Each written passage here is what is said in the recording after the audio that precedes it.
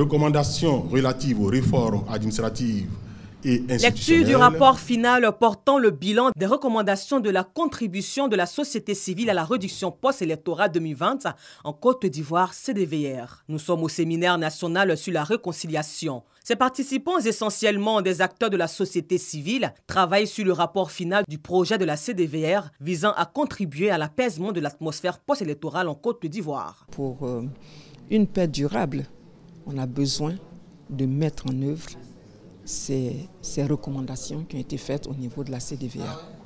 Il est donc à souhaiter et à espérer que, ensemble engagés, continuent de travailler pour le renforcement de la cohésion sociale, pour la consolidation de la paix en Côte d'Ivoire. Durant 2 jours, ces acteurs de la société civile répartis en 4 groupes ont réfléchi et échangé sur ce document.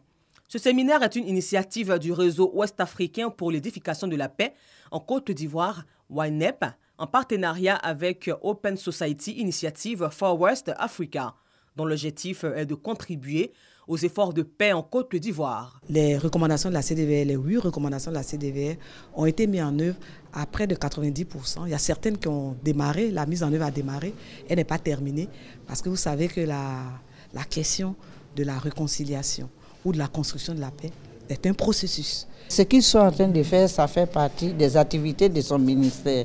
Donc comprenez bien que le ministre est très content.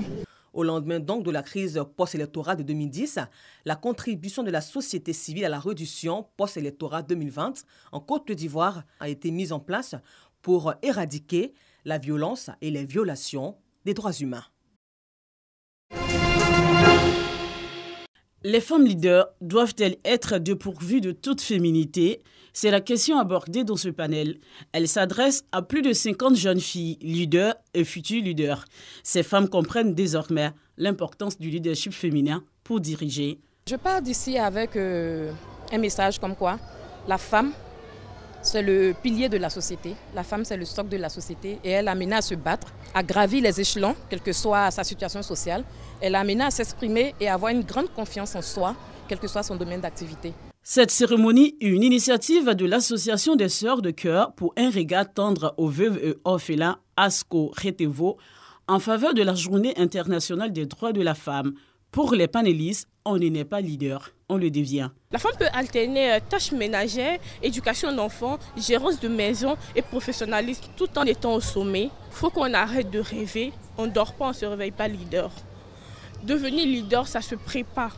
On gravit des échelons et on devient leader. Nous avons instauré ce panel pour dire que les valeurs féminines, les qualités féminines comme la douceur, l'empathie, nous pouvons toujours les employer dans l'entreprise ou dans le domaine politique pour obtenir de bons résultats et pour être un vrai leader. L'égalité des sexes et l'autonomisation de la femme et de la jeune fille sont les défis à relever pour cette association.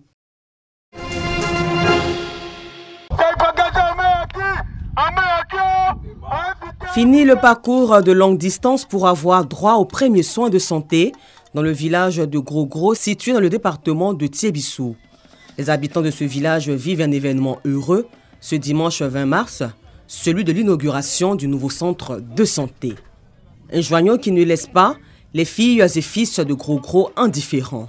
Ces remerciements à l'endroit des membres du gouvernement, président de la République Côte d'Ivoire, pour sa politique sociale portée par le programme PPU dès 2011. Particulièrement à vous, Madame et Messieurs les ministres, qui avez accepté de faire le déplacement à Gros-Gros. Pour mieux vivre, il faudrait qu'on soit en bonne santé.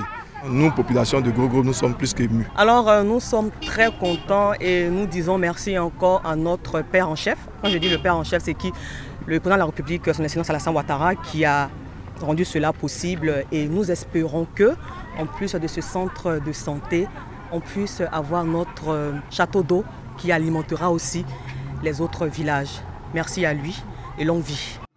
Les autorités politiques présentes ont tenu à rendre un vibrant hommage au président de la République, son Excellence Alassane Ouattara, sans oublier une pensée pieuse pour le défunt fils de ce village dont le centre porte le nom. Elles ont aussi appelé les populations au maintien de la cohésion sociale et le vivre ensemble. Le président de la République, son Excellence M. Alassane Ouattara, a toujours souhaité que les centres de santé soient le plus proche possible des populations. Nous avons construit un pavillon qui se charge de la nutrition des enfants.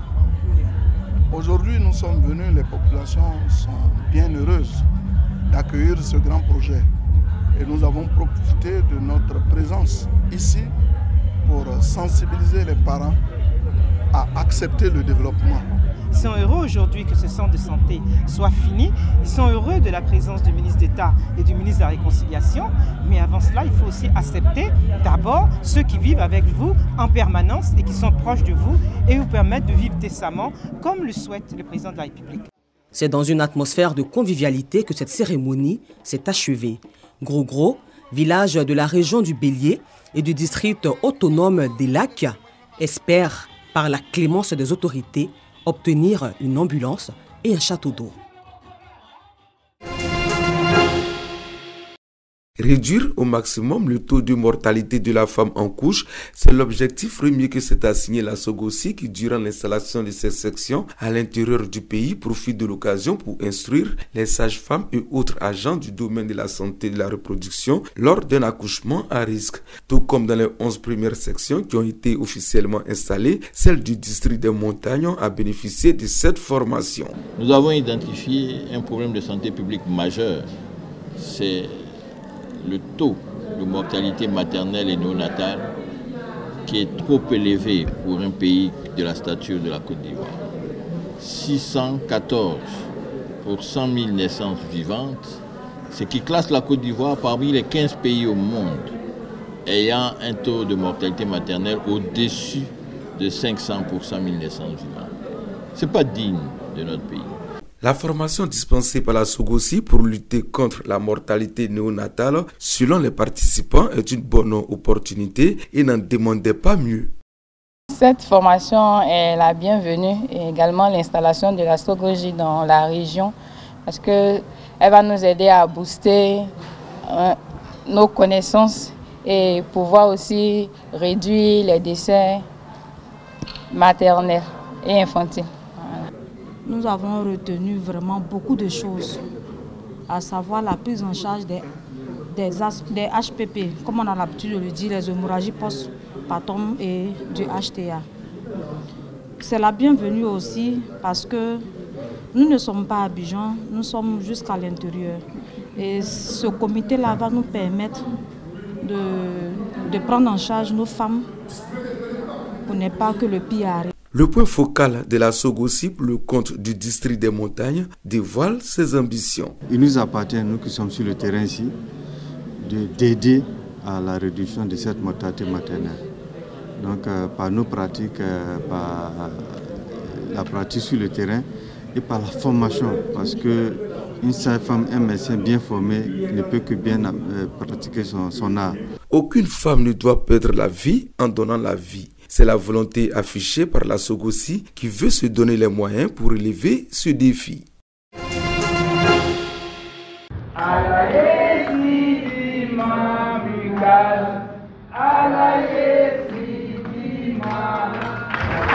Il y a 10 ans, jour pour jour, que la MUCASM, mutuelle des cadres de la sous-préfecture de Marandala, a vu le jour.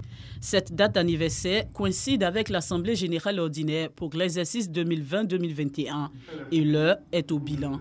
En 10 ans d'existence, nous enregistrons moins de 50 adhésions, chers frères et sœurs. En 10 ans, moins de 50 adhésions. Et ça, ce n'est pas normal pour l'intelligence, ce n'est pas normal pour le nombre de cadres que nous avons dans notre région. C'est un maigre bilan. Comme solution au maigre bilan donné par le secrétaire général, multiplier les actions sociales, sensibiliser les cadres des 23 villages de la sous-préfecture à adhérer à la mutuelle et intensifier la communication. Des solutions de Lassana Bakayoko, président de la mutuelle et son bureau. Aujourd'hui, nous avons vu assez de cadres qui sont venus, qui n'étaient pas avec nous avant. Et nous avons aussi des activités que nous allons commencer à mener. Et peut-être notre objectif futur, c'est d'aller fait une rentrée fracassante au niveau de la sous-préfecture, au village. Nous invitons tous les cadres et tous ceux qui ont des activités dans la sous-préfecture de Manandala à adhérer à cette mutuelle pour le développement de notre sous-préfecture. S'il plaît à Dieu, ça va aller. C'est sur ces notes d'espoir que la mutuelle des cadres de la sous-préfecture de Marandala se tourne vers un avenir meilleur, l'avenir d'un peuple soudé pour le développement et le social.